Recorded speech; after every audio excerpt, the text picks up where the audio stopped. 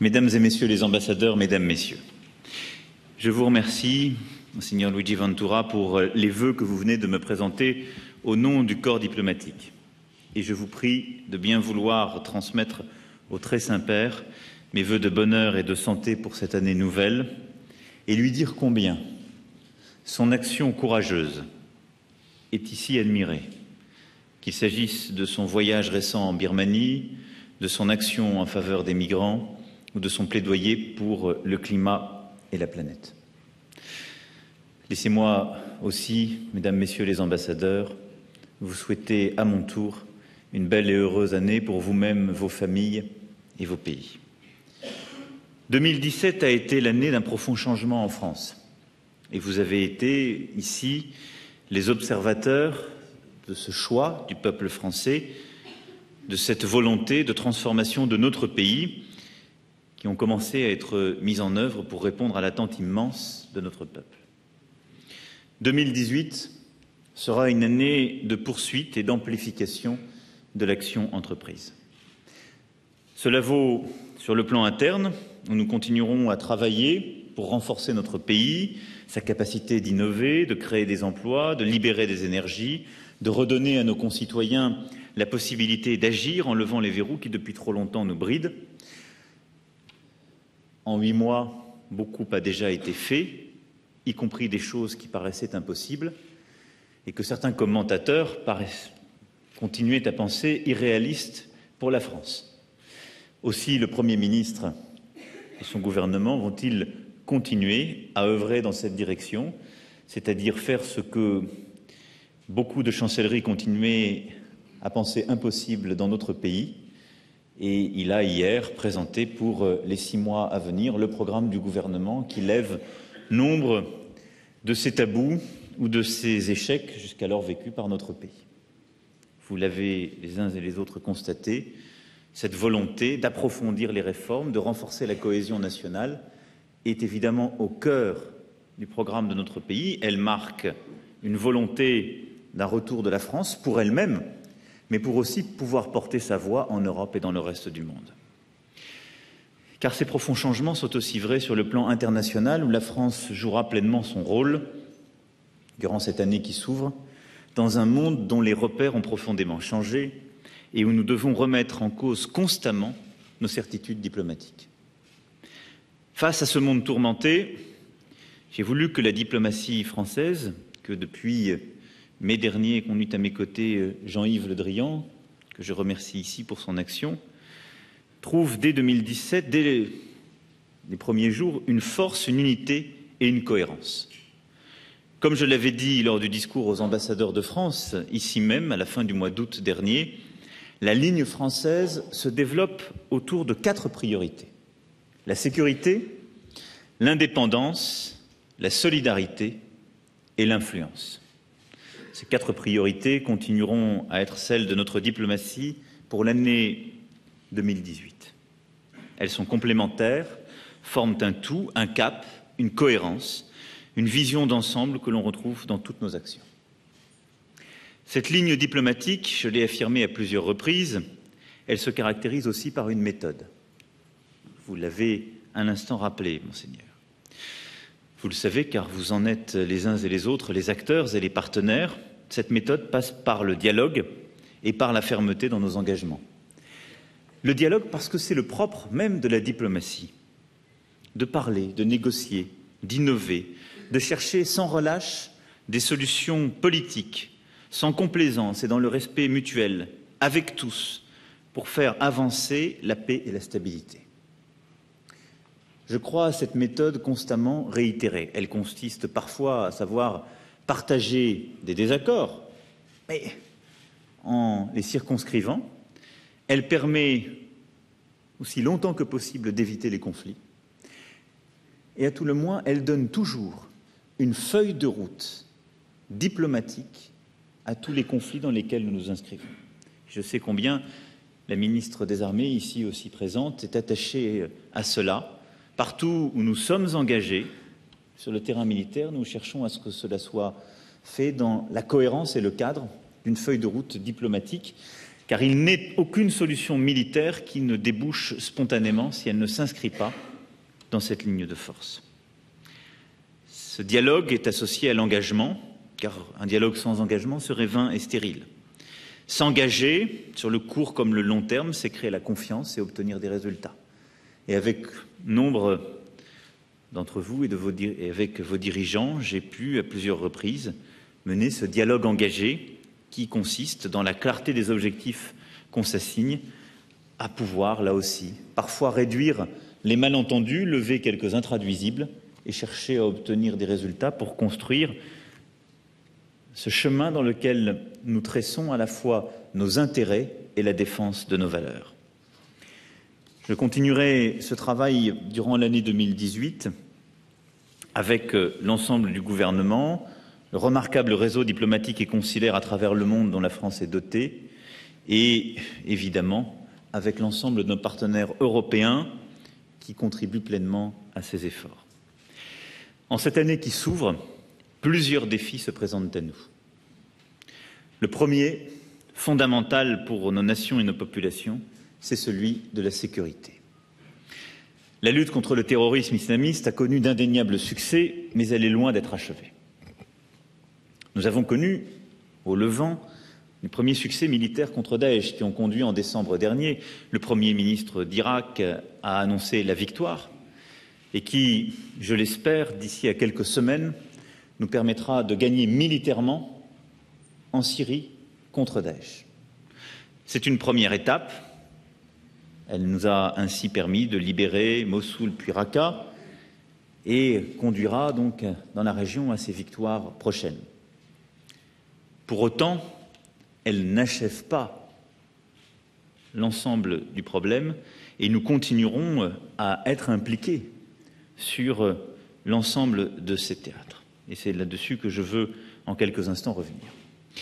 D'abord parce que, même si nous gagnons contre Daesh, et si je l'espère dans les prochaines semaines nous parachèverons cette victoire, il nous faudra gagner la paix au Levant pour éviter toute résurgence de formes comparables. L'histoire récente nous a appris que nous pensions parfois, en gagnant contre telle ou telle puissance, que nous allions régler tous les problèmes. La guerre conduite en Irak, puis en Afghanistan, les erreurs commises par le passé ont aussi conduit à faire émerger Al-Qaïda puis Daesh. Il nous faut donc aujourd'hui, en Irak comme en Syrie, l'emporter et gagner la paix. Ce qui supposera une action diplomatique intense, d'abord en Irak, pour permettre d'organiser au mois de mai prochain des élections libres, pour permettre d'ici là au Premier ministre Abadi de construire un État stable, d'apaiser la situation dans son pays, en particulier avec la partie kurde.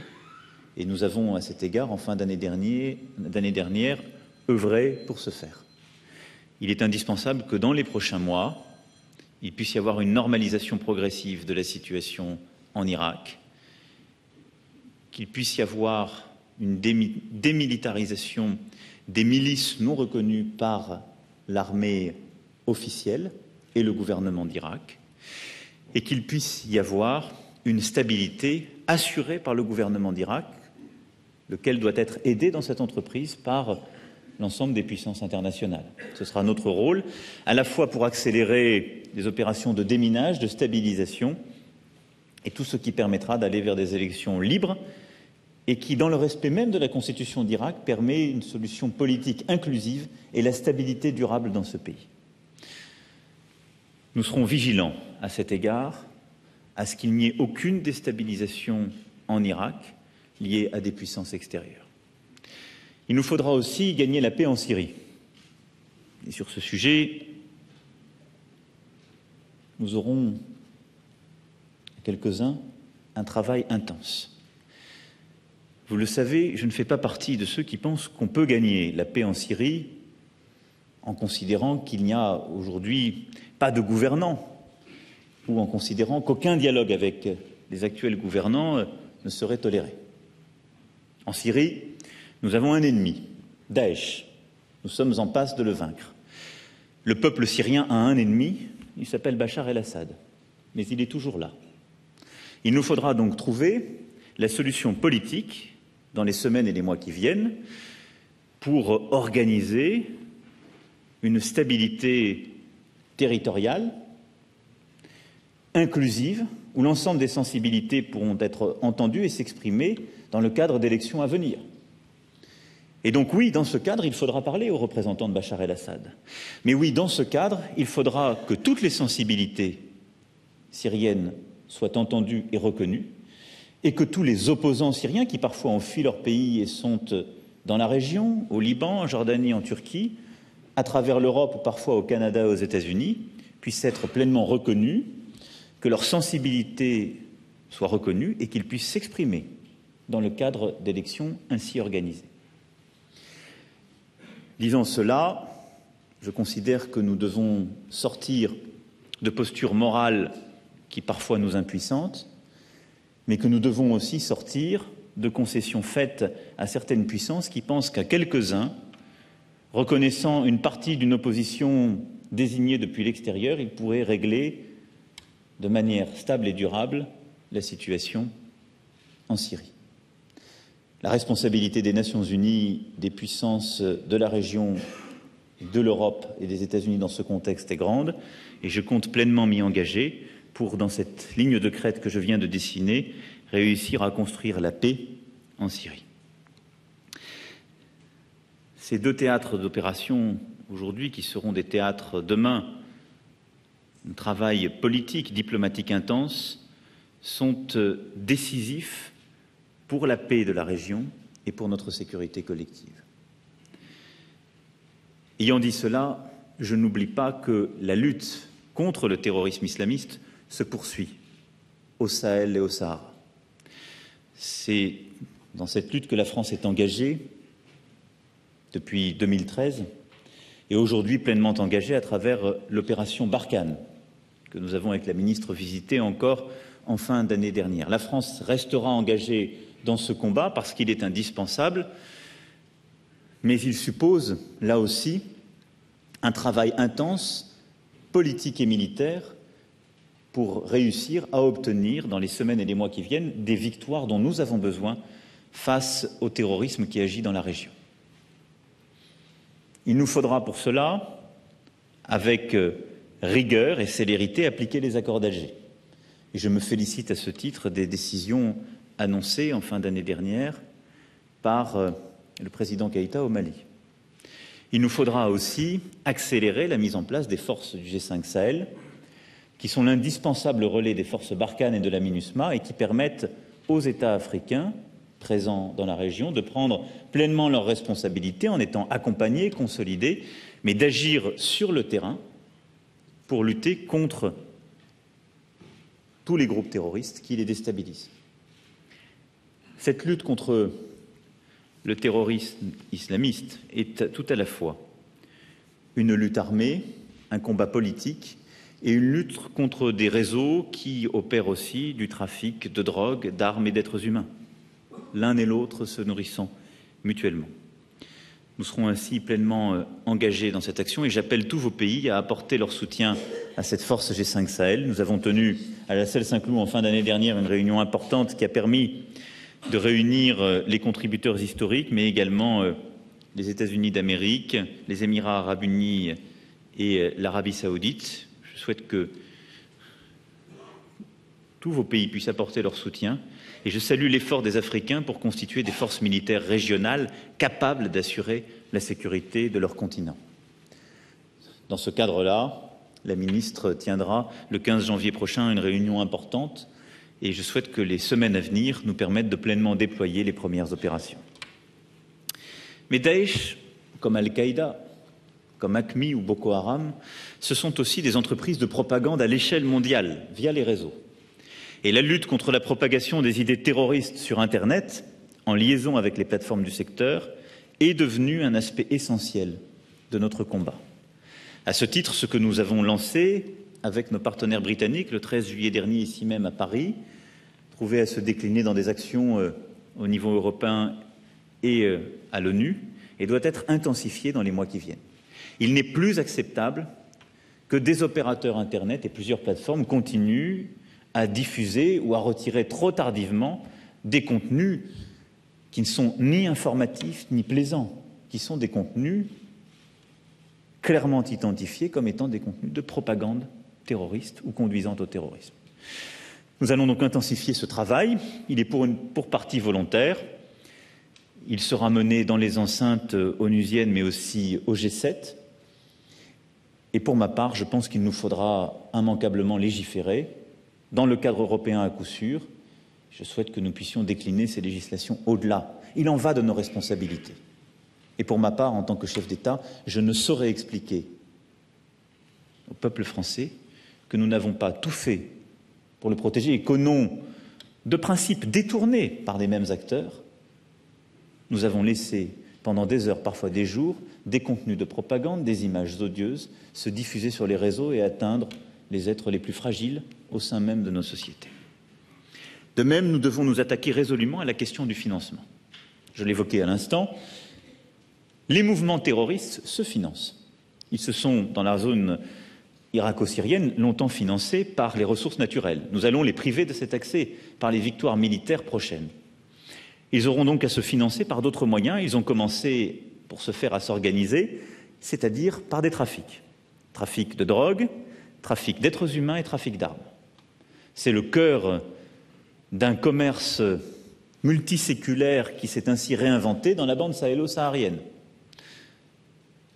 Nous devons être intraitables sur ce sujet. C'est le cœur des opérations que nous avons d'ailleurs lancées, ici même le 28 août dernier, renouvelées ensuite lors du sommet Union européenne-Union africaine à Abidjan et réaffirmée encore en fin d'année dernière. Notre coopération s'est accrue pour démanteler l'ensemble de ces réseaux. Mais il nous faut couper toutes les voies de financement, ce qui suppose d'avoir un travail extrêmement structuré que nous avons lancé avec l'ensemble de nos partenaires et de toutes celles et ceux qui sont prêts à s'engager dans ce combat, qui consiste aussi à surveiller les plateformes de financement, à avoir des partenariats avec les acteurs bancaires ou financiers qui permettent ces transits.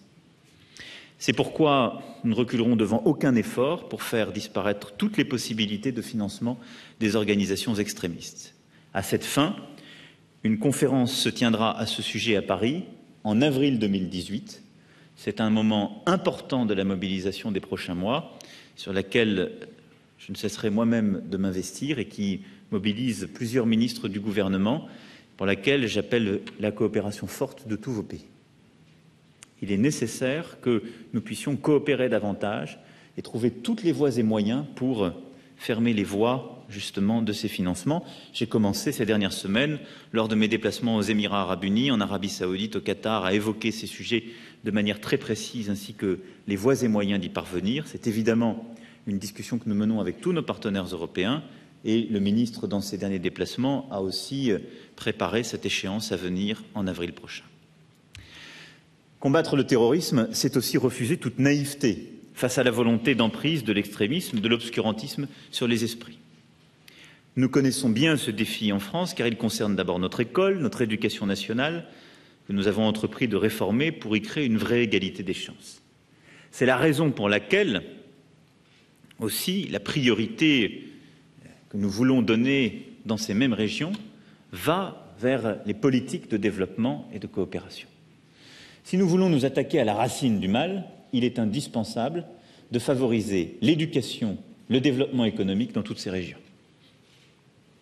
C'est d'ailleurs pourquoi, dans la même région du Sahel, nous avons, dès le mois de juillet dernier, lancé en même temps que nous installions les forces du G5 Sahel, l'Alliance pour le Sahel, qui permet de structurer l'aide au développement avec plusieurs pays partenaires, dont l'Allemagne, l'Union européenne, la Banque mondiale et nombre d'autres partenaires. J'invite d'ailleurs tous les pays qui souhaitent s'inscrire dans le cadre de cet effort conjoint de l'Alliance pour le Sahel à le rejoindre, qui permet de mutualiser nos efforts et directement de travailler avec les acteurs locaux les mieux organisés sur le terrain.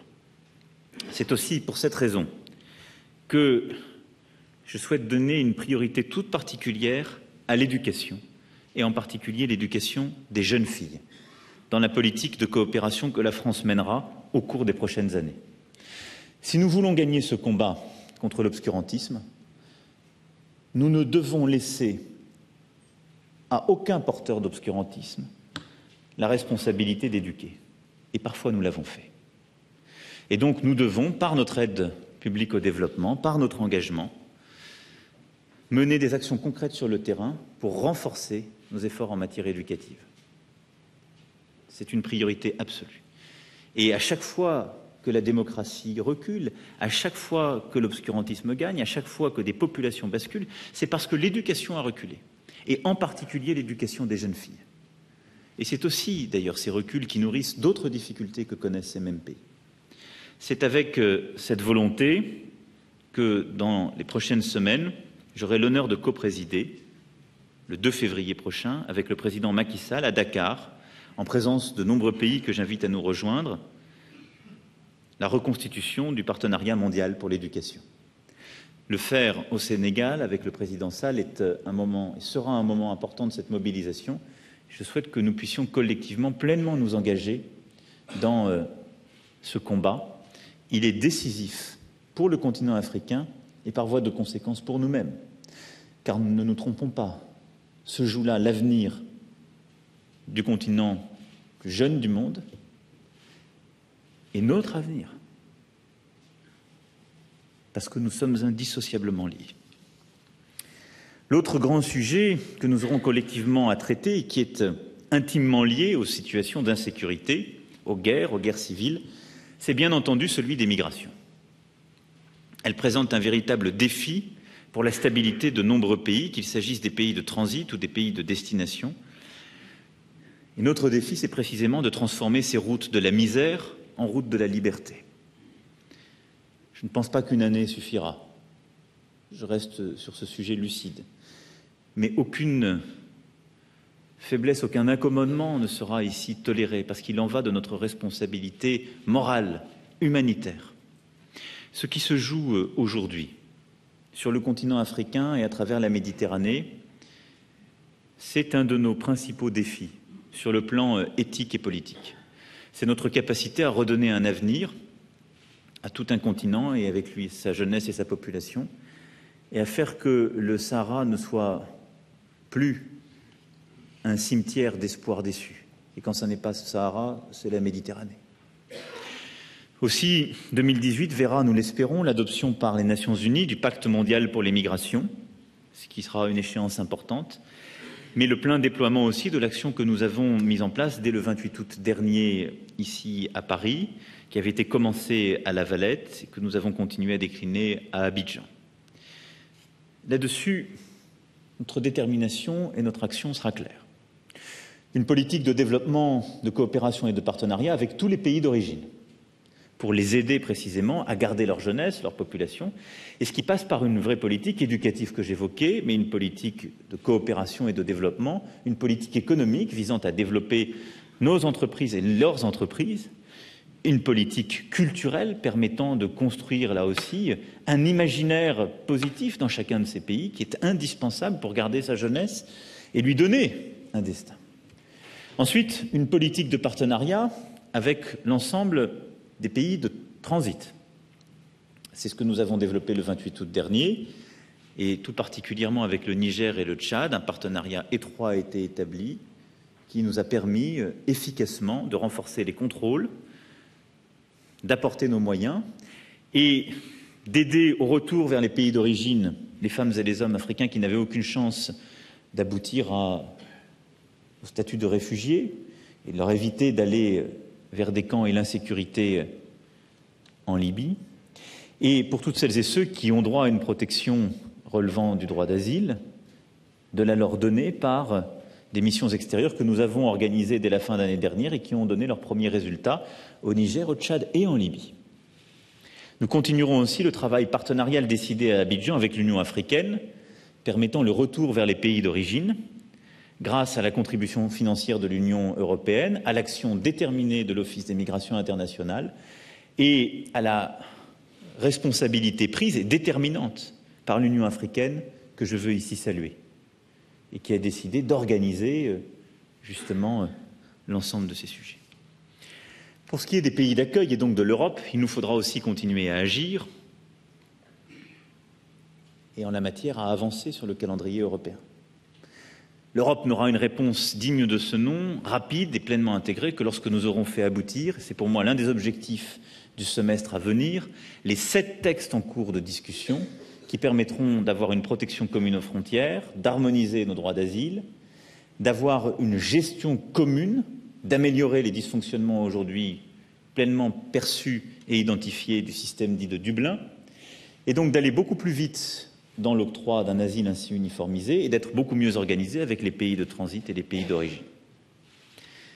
La France elle-même continuera de s'organiser pour avoir une approche humaine et efficace, avec un texte important qui sera porté par le gouvernement dans les semaines et les mois qui viennent sur l'asile et l'immigration et qui permettra d'harmoniser la situation entre la France et l'Allemagne et qui nous permettra, d'une part, de réduire très fortement les délais d'instruction de tous les dossiers, de beaucoup mieux accueillir, parce que c'est notre devoir, toutes celles et ceux qui arrivent sur le territoire, et d'être beaucoup plus efficace dans l'intégration de celles et ceux réfugiés qui arrivent et auxquels on octroie l'asile, et d'être beaucoup plus efficace dans la reconduite vers leurs frontières de celles et ceux qui n'ont aucune perspective d'accueil et d'intégration dans la communauté nationale.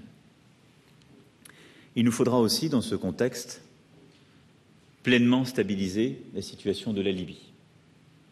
Et il est évident que si nous voulons régler ce sujet des grandes migrations, la capacité collective à stabiliser l'État libyen sera déterminante. Je veux ici saluer le travail que poursuit depuis ces derniers mois le représentant spécial du secrétaire général des Nations Unies, Hassan Salamé, qui a beaucoup œuvré pour justement définir une feuille de route commune que nous soutenons pleinement, comme je l'ai rappelé en marge de l'Assemblée générale des Nations Unies en septembre dernier, et à laquelle la France a modestement contribué, en particulier à travers la rencontre de la Celle Saint-Cloud en juillet dernier, qui a permis pour la première fois de réunir autour d'un texte commun messieurs Sarraj et Haftar. Il est aujourd'hui indispensable, alors que le terme est venu des accords de Skhirat depuis le 17 décembre dernier, d'avoir un accord de toutes les parties autour de cette feuille de route qui permettra d'assurer la pleine stabilité de l'État libyen et par voie de conséquence de restaurer tout ce qui va avec un État stable, c'est-à-dire la capacité à protéger ses frontières, à assurer l'ordre public et à mettre un terme à toutes les pratiques inacceptables qui ont été aujourd'hui identifiées sur le territoire libyen. Mais là-dessus, nous devons rendre justice au peuple libyen. Nous avons pu penser par le passé que l'intervention de puissances extérieures mettant fin au régime d'un dictateur suffisait à régler le sort d'un pays.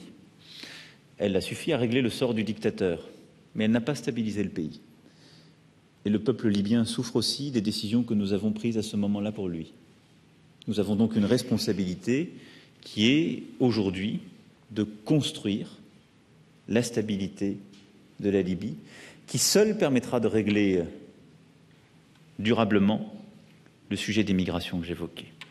Le troisième défi pour la sécurité collective que nous avons eu à affronter l'année dernière, et qui n'est pas prêt malheureusement de nous quitter, c'est celui de la prolifération des armes de destruction massive. La France a clairement marqué son attachement au traité de non-prolifération et ses réserves vis-à-vis de toute initiative internationale qui pourrait l'affaiblir. Elle continuera, dans ce cadre, à agir pour que aucune escalade ne soit possible. Nous poursuivrons ainsi avec vigueur la recherche d'une solution politique mettant un terme aux provocations de la Corée du Nord et ouvrant la voie à la dénucléarisation de la péninsule coréenne. J'aurai l'occasion, dans quelques jours, de m'entretenir avec le président chinois de ce sujet, car je pense que la Chine a un rôle tout particulier pour aider à pacifier cette situation, et je sais combien le président chinois manifestait sa pleine conscience de cette problématique qui n'est plus simplement régionale aujourd'hui, mais qui est bien mondiale. Il est indispensable aujourd'hui, par des pressions graduées, que nous parvenions à recréer tous les canaux de discussion avec la Corée du Nord et le retour à une normalisation et un encadrement du processus ainsi parti.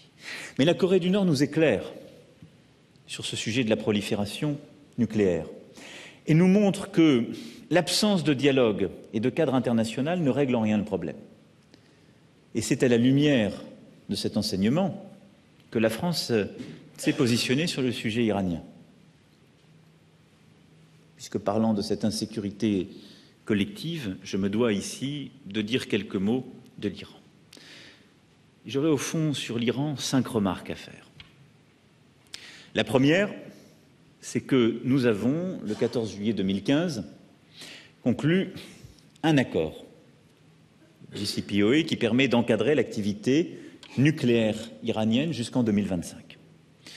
La France a d'ailleurs contribué à renforcer cet accord par son action diplomatique, à un moment où d'autres poussaient pour le conclure plus rapidement et à moindre frais.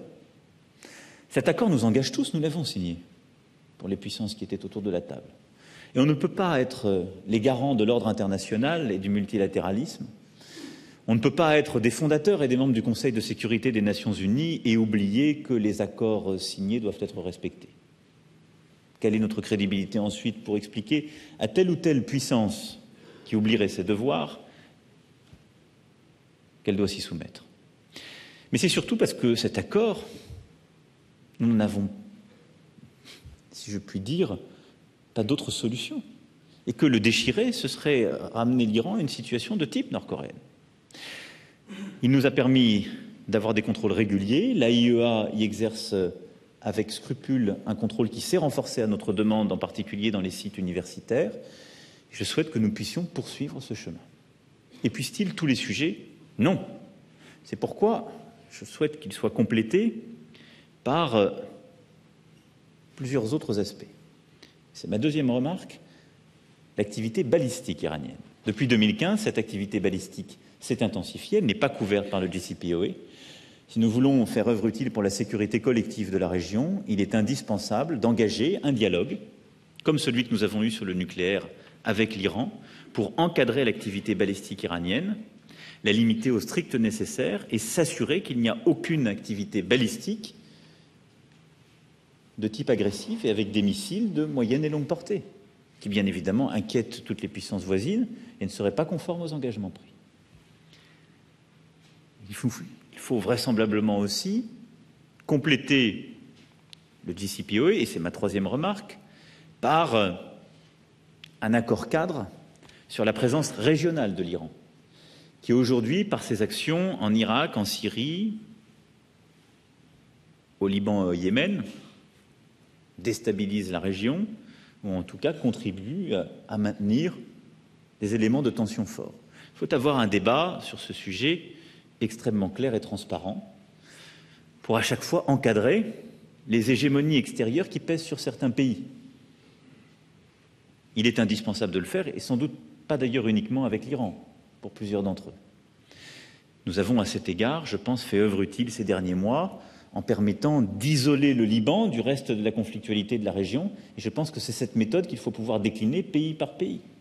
Et il nous faudra, avec l'Irak, avec la Syrie, nous assurer que les feuilles de route politiques que nous sommes en train de construire permettent d'éviter les influences extérieures qui sont le gage de l'échec de toute stabilisation.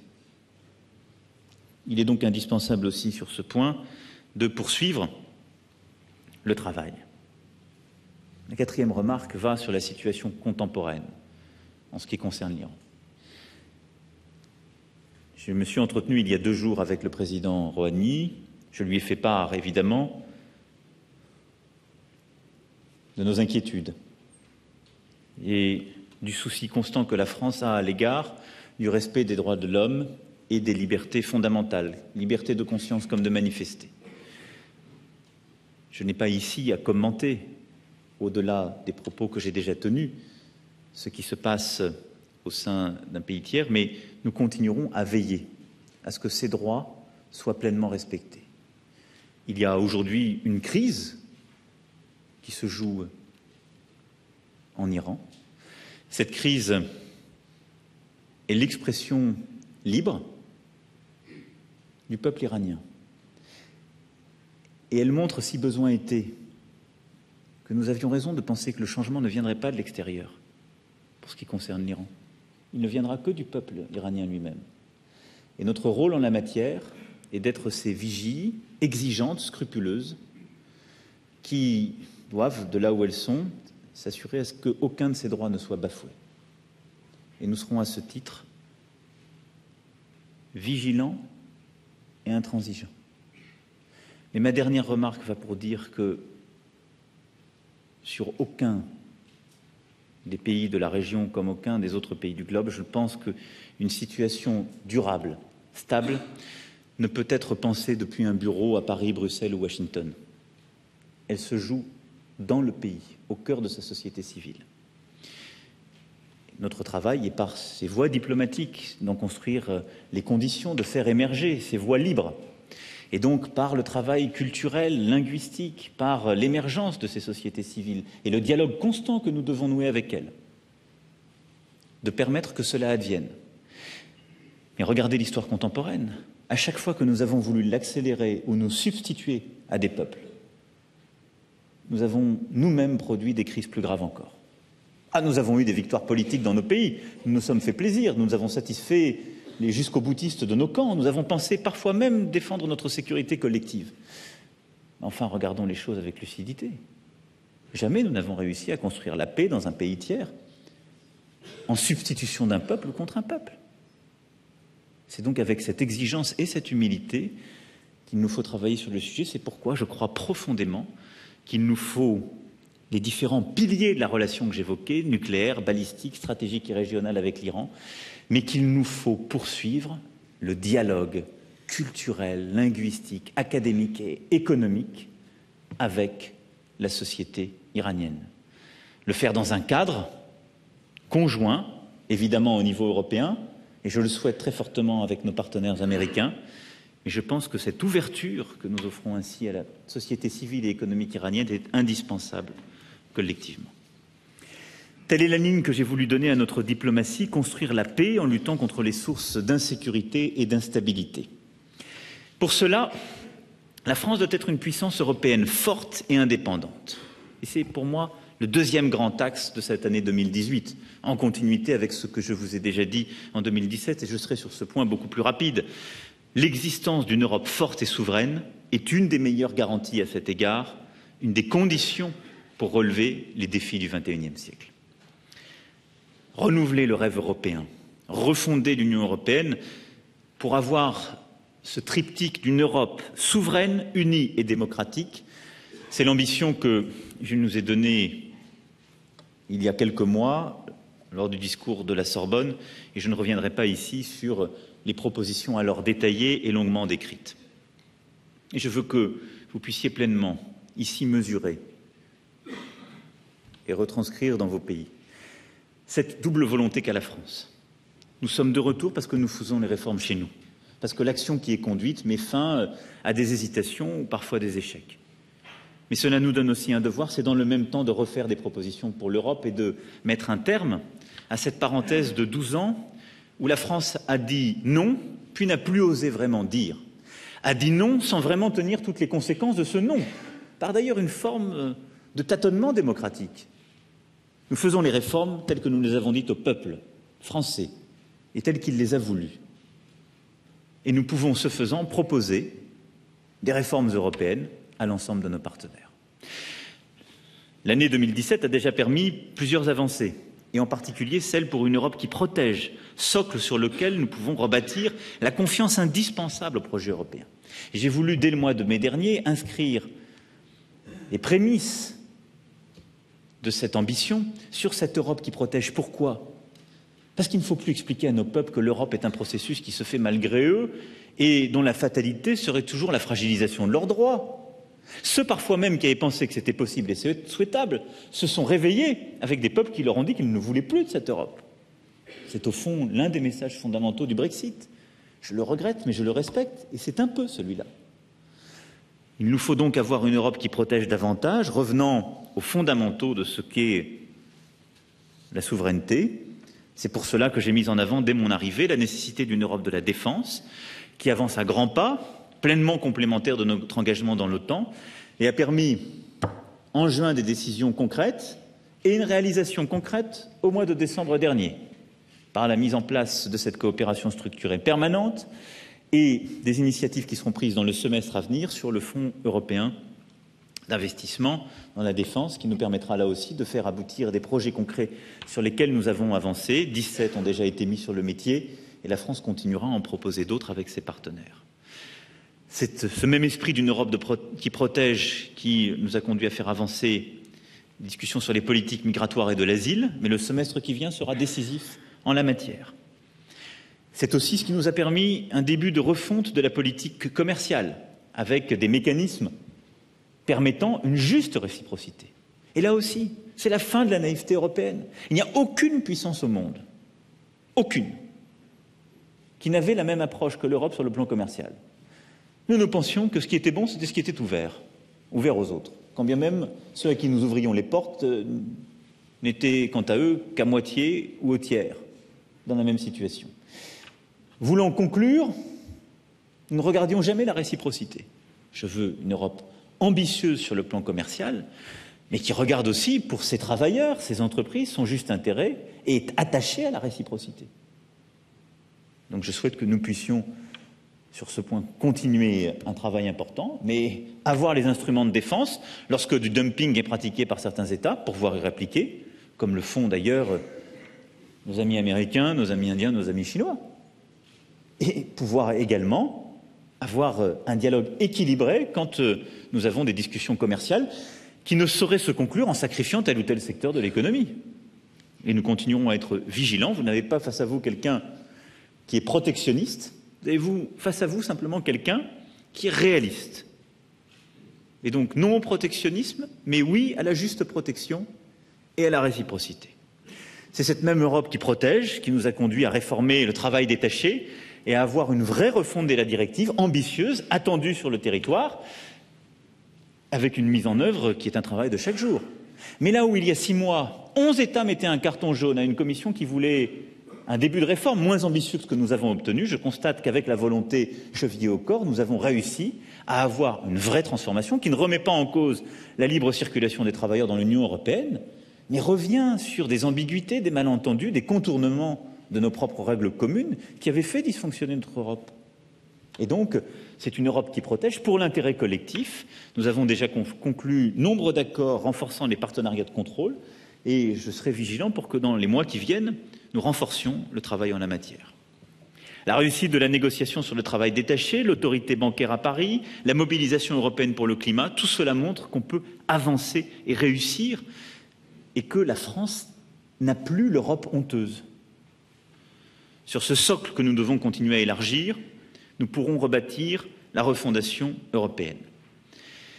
Cette feuille de route se déclinera. Nous avons, au niveau des chefs d'État et de gouvernement, déjà mis en place un programme intense pour l'année qui s'ouvre, avec chaque mois des rencontres et à l'agenda de ces rencontres des sujets qui nous permettront là aussi d'avancer. Il y aura des progrès qui sont parfois moins visibles mais qui sont importants. Et ce que je veux ici souligner, la force européenne de protection civile que la Commission a proposée fin novembre et que je suggérais dans le discours de la Sorbonne, indispensable pour nombre d'États de l'Union européenne. Et je pense tout particulièrement en ce moment à ce que nous sommes en train de vivre en Corse, à qui j'adresse la solidarité de toute la nation, mais qui montre l'importance d'avoir constamment à notre disposition des forces de protection civile et un équipement mutualisé.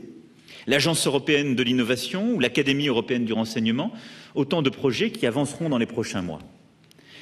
Mais surtout, nous devons, dans les prochains mois, construire cette vision à 10 ans qui doit nous permettre sur les grands sujets, notre souveraineté économique et commerciale, la zone euro et son intégration, une capacité justement d'investissement et à nous projeter en termes de recherche et de développement économique, les migrations, la défense, la culture, sur tous ces grands sujets sur lesquels nous avons commencé à avoir des déclarations communes, il est indispensable que nous puissions fonder des actions de court terme, mais avoir une vision à hauteur de la décennie.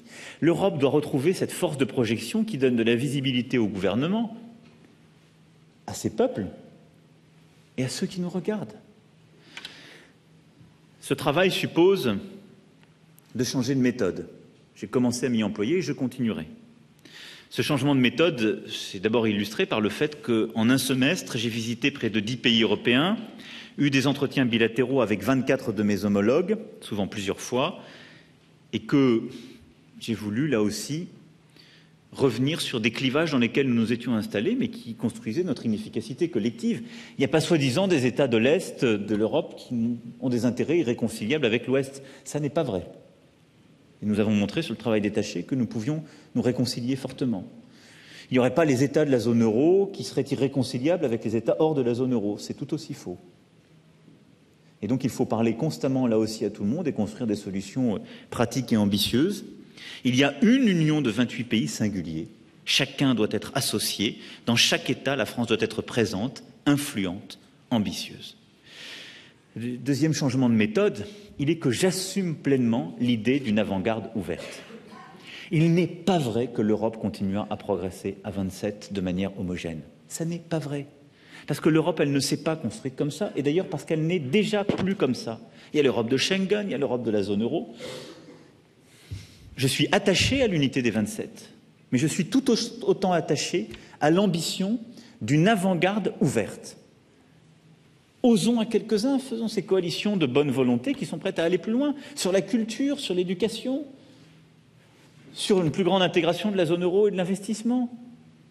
Et définissons par des projets et pas par des instruments sur lesquels nous débattons sans fin et de manière parfois factice. Qui n'a pas de projet et n'a pas envie ne suit pas et a la liberté de rester dans cette Europe à 27. Mais nous ne pouvons plus avoir les moins-disants qui bloquent constamment les plus ambitieux. Il n'y a aucune collectivité qui fonctionne de la sorte. Et donc j'assume pleinement cette méthode et je souhaite que nous puissions continuer à le faire. Le troisième changement de méthode, c'est qu'il est indispensable qu'avec les partenaires historiques, nous puissions avancer.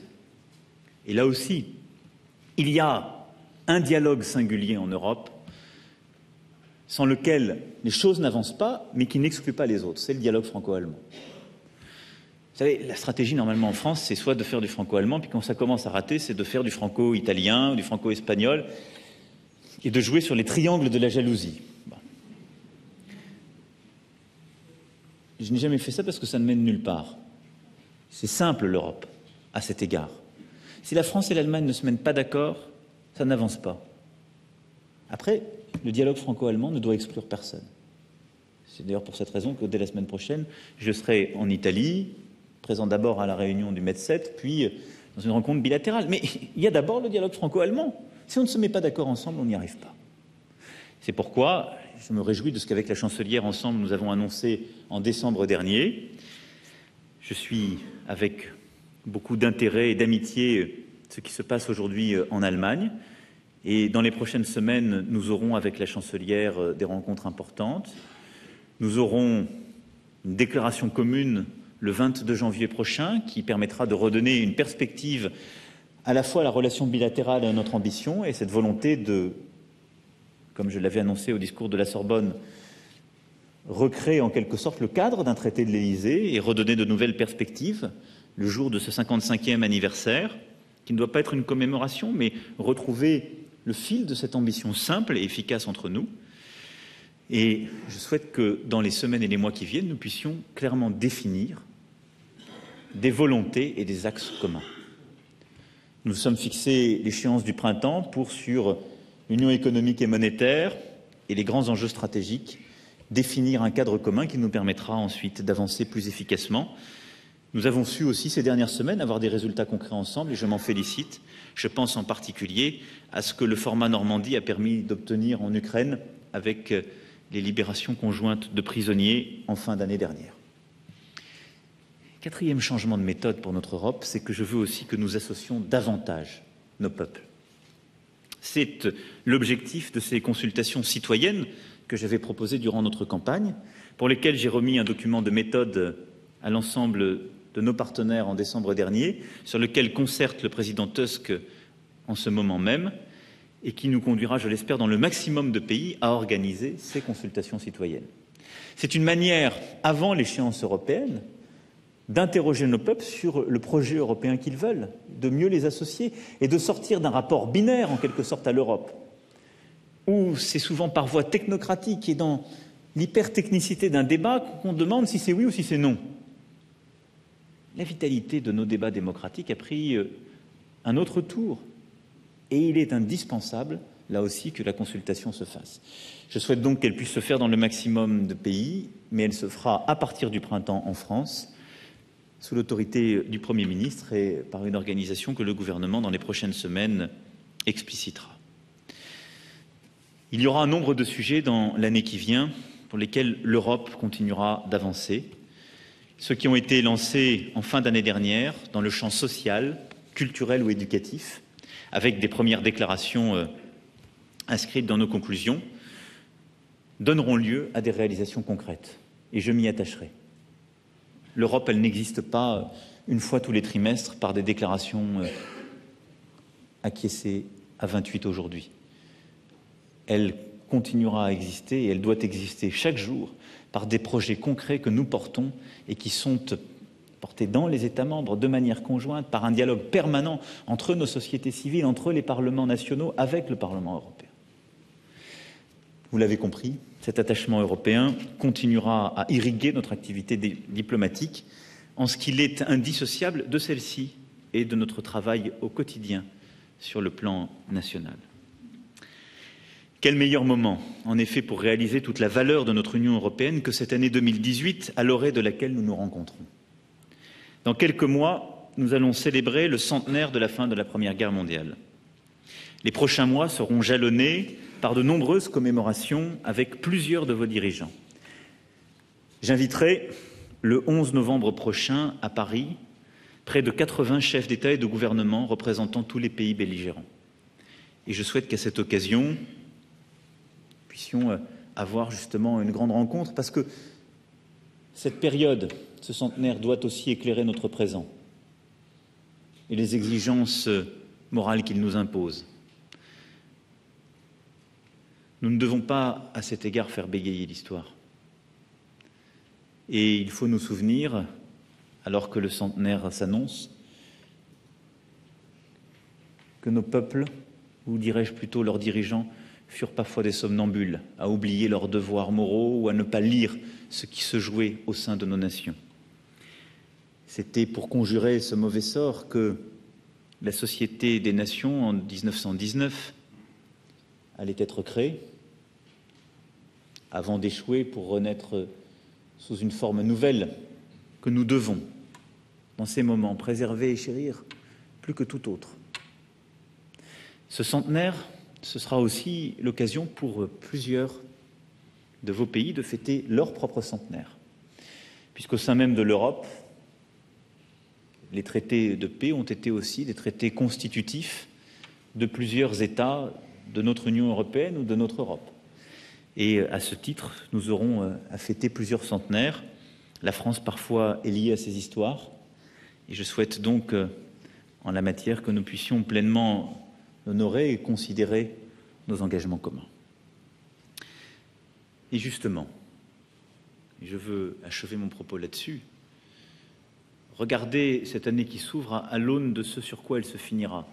Le centenaire du premier conflit mondial, c'est aussi considérer, dans ces premiers jours de l'année, l'importance qu'a notre ordre international multilatéral, bâti dans un premier temps en 1919 et reconstruit pleinement en 1945.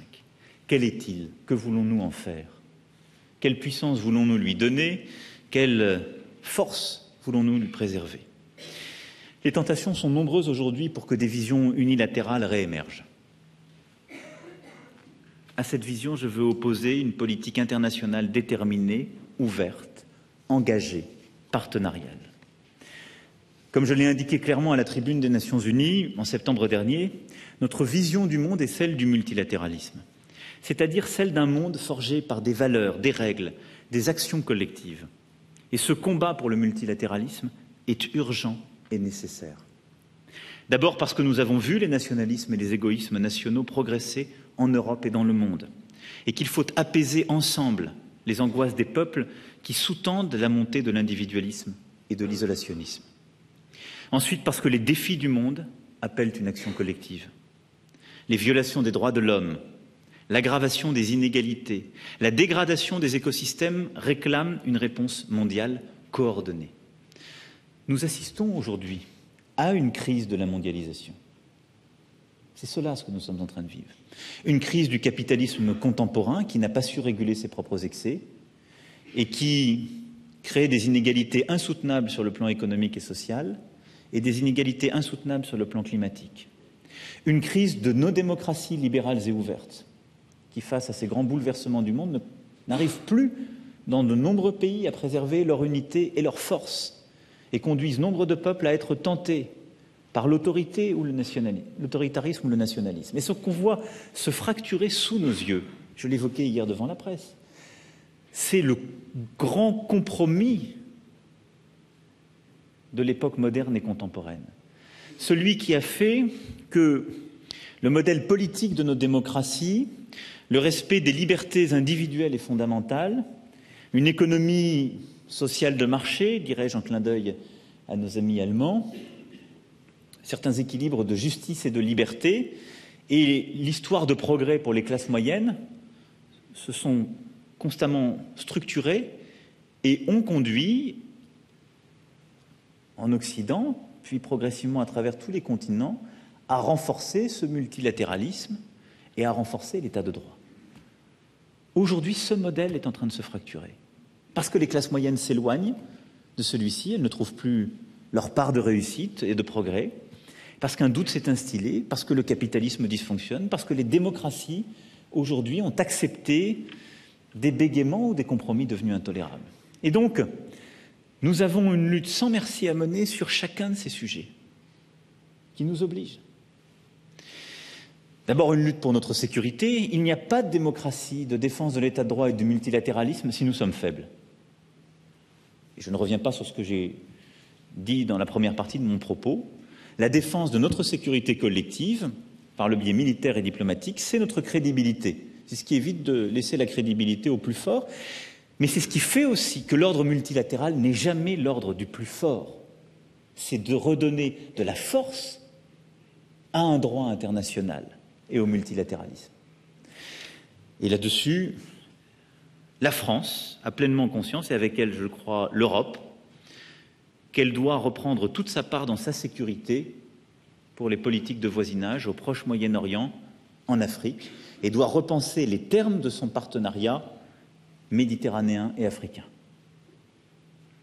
Et je souhaite, sur ce plan, que sur ces sujets de sécurité, de culture, d'économie, nous renforcions vraiment notre stratégie méditerranéenne et africaine. Et je sais que vous êtes plusieurs ici engagés dans ce combat et je vous en remercie. Et nous continuerons durant l'année 2018 à le faire. Second combat pour réussir à développer, consolider ce multilatéralisme, c'est la justice. Et je veux ici rendre hommage à la justice internationale, au moment où le tribunal pénal pour l'ex-Yougoslavie vient de terminer sa mission. La justice, c'est aussi ce qui doit nous pousser justement à obtenir des résultats concrets, à maintenir cet ordre collectif. Et ce qui a été obtenu ces derniers mois n'étant rien d'innocent, c'est le fruit d'un travail collectif et d'un travail acharné de celles et ceux qui ont eu à porter justement cette œuvre. La justice, c'est aussi ce qui doit nous pousser constamment à ne céder à aucune facilité ou loi du plus fort. Et donc à avoir partout cette vision plurielle qui irrigue notre diplomatie. Je suis attaché à la souveraineté et la stabilité des États, parce que nous n'avons pas trouvé jusqu'à présent des formes plus sûres d'assurer la paix et la stabilité ou des voies alternatives d'expression de la souveraineté des peuples. Mais je suis aussi attaché à chaque fois à ce que la justice soit préservée et donc que le pluralisme soit respecté. Et donc ce qui demandait à chacun des États avec lesquels nous entretenons ce dialogue exigeant, c'est que les minorités religieuses, ethniques, politiques soient pleinement respectées. C'est comme ça que nous devons garantir notre multilatéralisme, celui que nous avons pleinement refondé en 1945. C'est ce qui a, je dirais, été le guide de notre action pour le Liban, Et c'est ce qui guidera notre action pour la Syrie, comme pour l'Irak, comme pour tous les autres pays. Stabilité et intégrité des États, mais inclusivité et capacité à créer un dialogue qui respecte toutes les minorités, toutes les sensibilités, toutes les voix.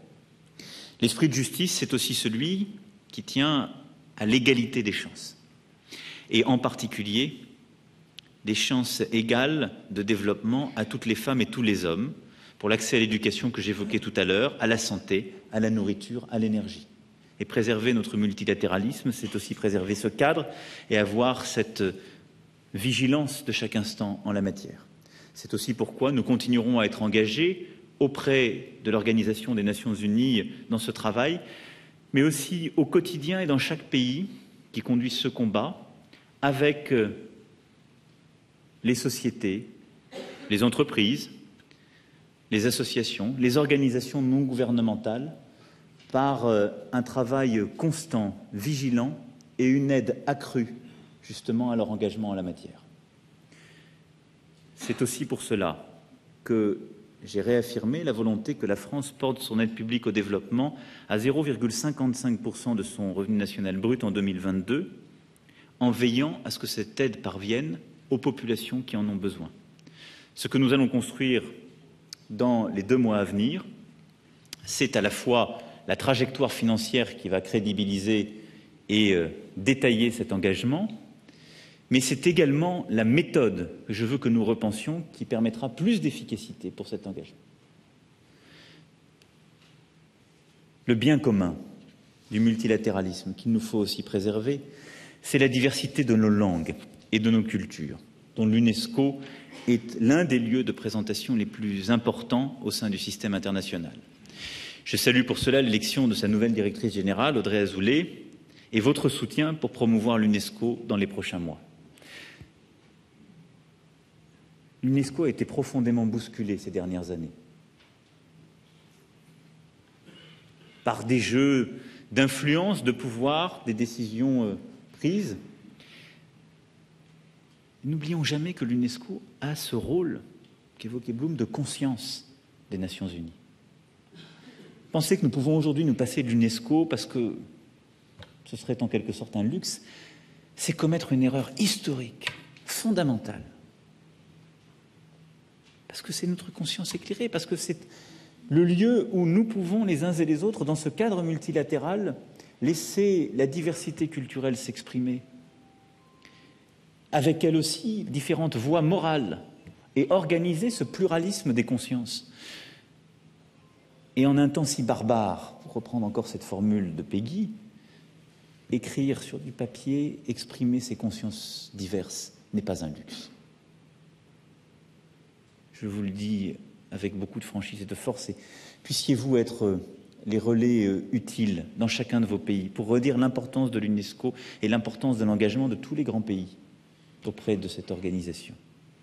J'y veillerai et pour ma part, j'y serai pleinement engagé au quotidien, soutenant votre travail, Madame la Directrice Générale, et aussi parce que je souhaite que dans les prochains mois, nous puissions prendre plusieurs initiatives, et je me réjouis à cet égard que, sur l'initiative du ministre d'État Hulot, nous puissions engager au début d'année 2019 une conférence sur les peuples premiers qui associera pleinement l'UNESCO et qui sera un travail important pour, là aussi, éveiller cette conscience essentielle dans nombre de nos pays.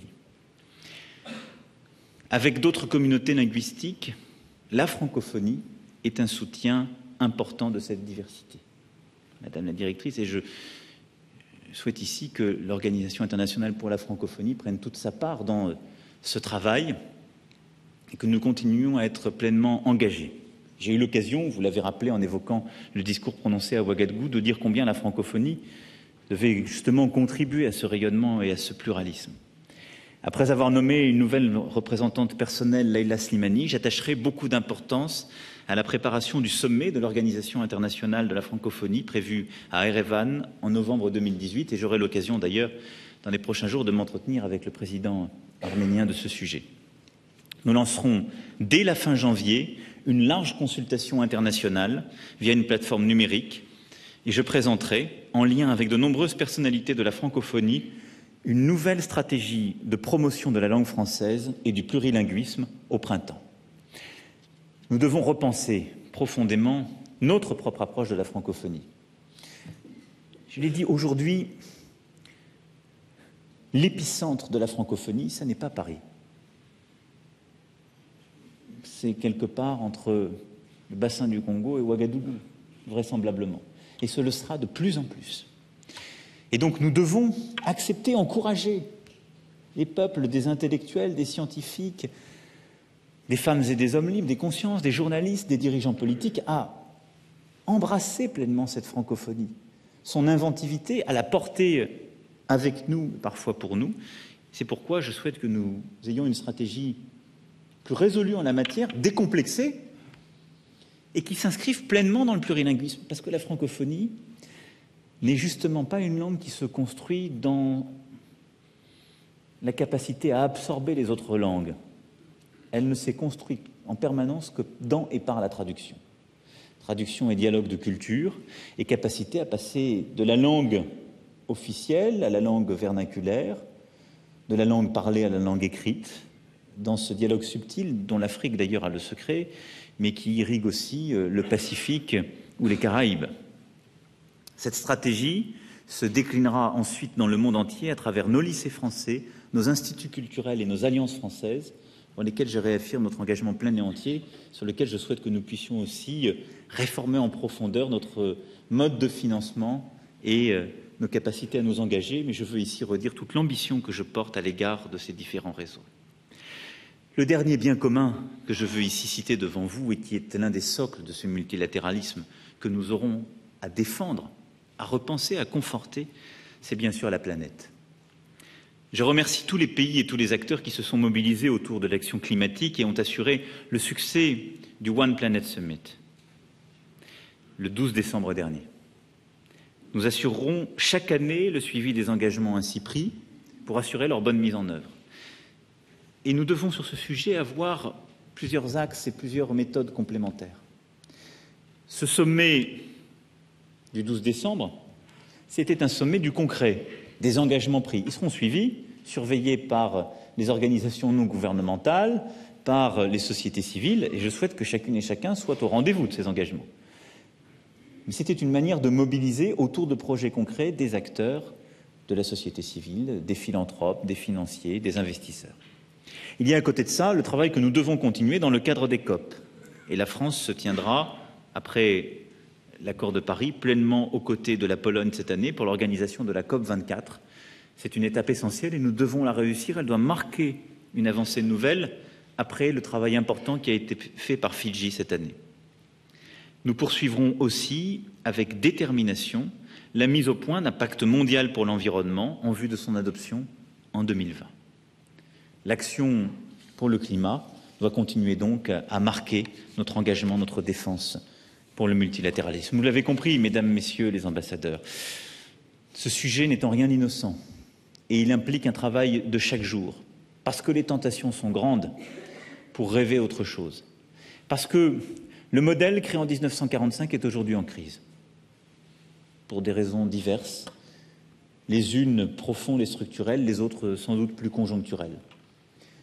La France jouera donc tout ce rôle pour retrouver une force à cet engagement, parce qu'il a une utilité pleinement contemporaine. Voilà, mesdames, messieurs les ambassadeurs, les objectifs autour desquels la France propose d'organiser avec vous la communauté internationale et plus modestement sa politique étrangère. Nous aurons l'occasion d'y travailler cette année lors des nombreuses réunions internationales, y compris lors des sommets du G7 et du G20, sous les présidences du Canada et de l'Argentine, auxquels je souhaite plein succès. Mais aussi lors des nombreux échanges que je me réjouis d'avoir avec vos dirigeants, lors des déplacements que je prévois de faire en 2018 en Asie, en Amérique, en Afrique, en Europe, en Océanie, à commencer par la Chine où je me rendrai dans quelques jours. Le premier forum de Paris, auquel nous vous inviterons le 11 novembre prochain, sera aussi l'occasion de réfléchir à l'organisation du monde en marge des commémorations de la fin de la Grande Guerre. Pour bien souligner quelle est notre responsabilité collective, à nous qui devrions savoir mieux que tous nos prédécesseurs ce qui a conduit l'humanité au malheur dans le passé et ce qui pourrait causer sa perte à l'avenir. Ne soyons jamais des somnambules dans le monde qui est devant nous. Soyons constamment des vigilants, des exigeants. Et c'est donc par ce vœu d'une action collective, durable et déterminée que je souhaite terminer mon intervention, non sans vous adresser aussi, mesdames et messieurs les ambassadeurs, mes vœux de réussite, de prospérité pour vous-même, vos familles et pour les nations et organisations que vous représentez et servez chaque jour. Je vous remercie.